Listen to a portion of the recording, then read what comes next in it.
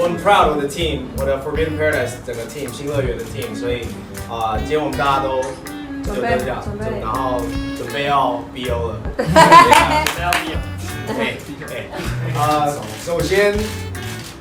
我觉得我的第一个金曲奖的 experience 非常圆满的结束了而且我拿到我的人生中唯一一次可以拿到的金曲新人奖，所以其实拿到那一刻之后，我剩下都是处于一个非常 relax 的状态，因为现在我其实觉得我入围就已经是非常非常高兴的事情，而且特别是6项，